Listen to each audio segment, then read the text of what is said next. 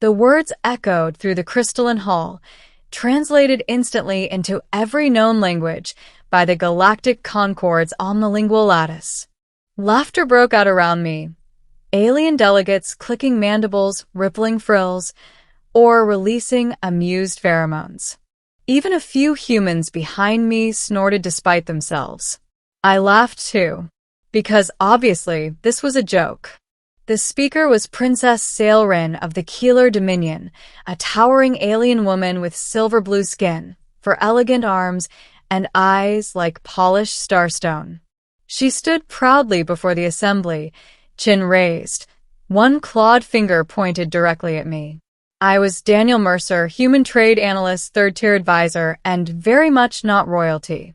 I wasn't even supposed to speak at this summit. My job was to run numbers, not star in whatever interspecies drama this was becoming. I'm flattered, I said, forcing a grin, but I think there's been a translation error. Sailrin didn't smile. She turned her wrist, and a holographic document unfolded in the air between us. Ancient symbols glowing gold, interlaced with modern galactic Concord legal code. Her voice was calm. Absolute. The contract has been invoked. The laughter died instantly. I felt it then, a shift in the room, like gravity had changed direction. And when my neural implant finished parsing the document, my heart dropped into my stomach.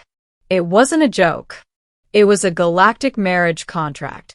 And according to interstellar law, I was already bound, beginning a routine assignment gone wrong. The summit on Varelian Station was supposed to be boring.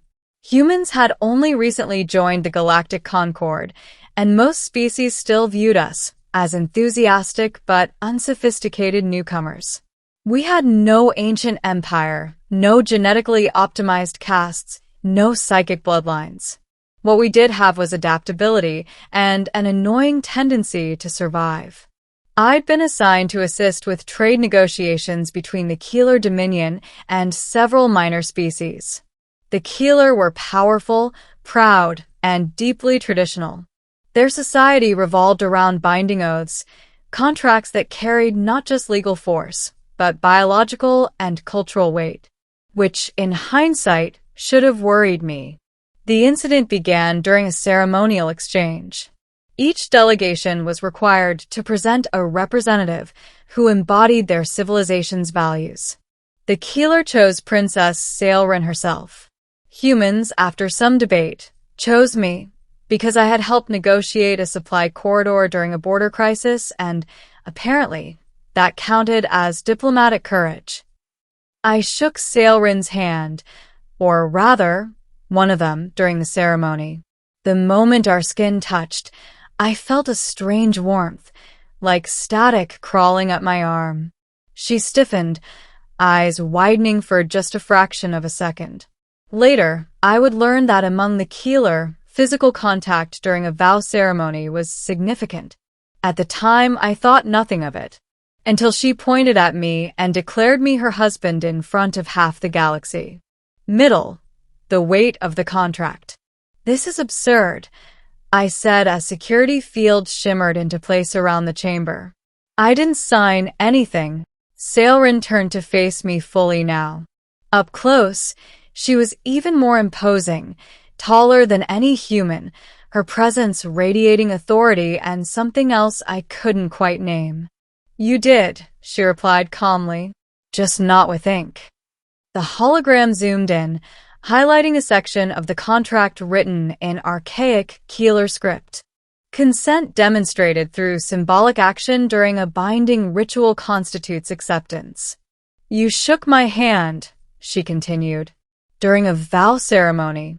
In Keeler tradition, that is a declaration of union. That's insane, I protested.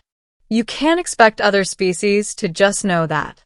The presiding arbiter, a floating, many-eyed being older than human civilization, intervened. Galactic law recognizes cultural contracts when clearly documented, it intoned. The Keeler Marriage Compact is among the oldest and most rigid. My implant helpfully translated the rest. The contract wasn't just personal. It was political. By Keeler law, the spouse of a ruling heir gained limited authority, diplomatic immunity, and, most alarmingly, binding influence over certain decisions. The marriage created a biological and legal alliance between species. Humanity had accidentally married into one of the most powerful empires in the galaxy. My knees felt weak. "This has to be annulled," I said. "There has to be a clause." Sailrin's expression softened slightly. "There is, if one party proves unworthy." That didn't sound reassuring. Over the next cycles, I was subjected to intense scrutiny. Keeler scientists examined my biology. Diplomats tested my reasoning. Elders questioned my values. They expected arrogance. They found adaptability. When confronted with impossible questions, I admitted ignorance, but offered solutions. When faced with alien customs, I asked questions instead of issuing demands. When challenged on humanity's violent history, I didn't deny it. "We're not perfect," I said during one tribunal. "But we learn. Fast." That unsettled them. The Keeler valued strength and honor, but above all, consistency. Humanity was anything but consistent. And yet, we endured. Sailrin watched all of it quietly. Finally, during a private audience, she spoke candidly. "You think I chose you randomly," she said. "I did not." I frowned. "Then why me?" "Because you are human," she replied. "And humans are dangerous." That caught my attention. "Your species adapts under pressure," she continued. "You bond across differences. You break, and then you rebuild stronger. The galaxy is changing. Old empires are too rigid to survive what is coming." She met my eyes. "I need a partner who can bend without shattering." I exhaled slowly. "You could have asked."